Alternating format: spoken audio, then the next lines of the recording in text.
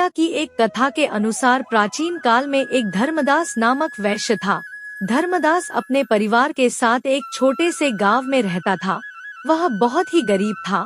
वह हमेशा अपने परिवार के भरण पोषण के लिए चिंतित रहता था। उसके परिवार में कई सदस्य थे।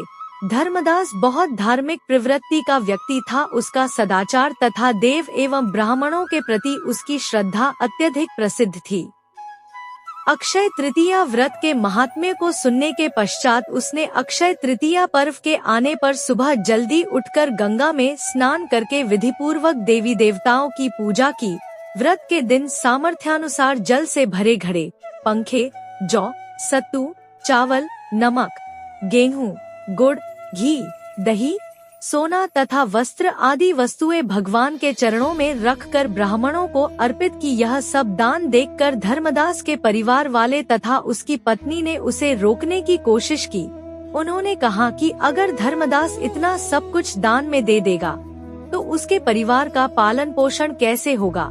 फिर भी धर्मदास अपने दान और पुण्य कर्म से विचलित नहीं हुआ और उसने ब्राह्मणों को कई प्रकार का दान दिया। उसके जीवन में जब भी अक्षय तृतीया का पावन पर्व आया, प्रत्येक बार धर्मदास ने विधि से इस दिन पूजा एवं दान आदि कर्म किया।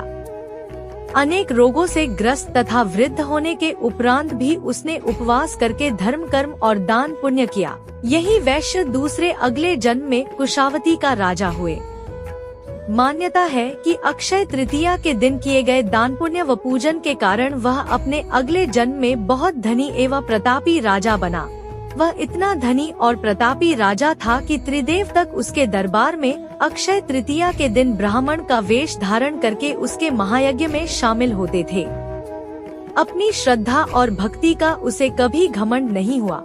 वह प्रतापी राजा महान एवं वैभवशाली होने के बावजूद भी धर्म मार्ग से कभी विचलित नहीं हुआ। माना जाता है कि यही राजा आगे के जन्मों में भारत के प्रसिद्ध सम्राट चंद्रगुप्त के रूप में पैदा हुए थे। जैसे भगवान ने धर्मदास पर अपनी कृपा की, वैसे ही जो भी व्यक्ति इस अक्षय तृतीया की कथा का महत्व सुनता है और विधि विधान से पूजा एवं दान आदि करता है, उसे अक्षय पुण्य एवं यश की प्राप्ति होती है।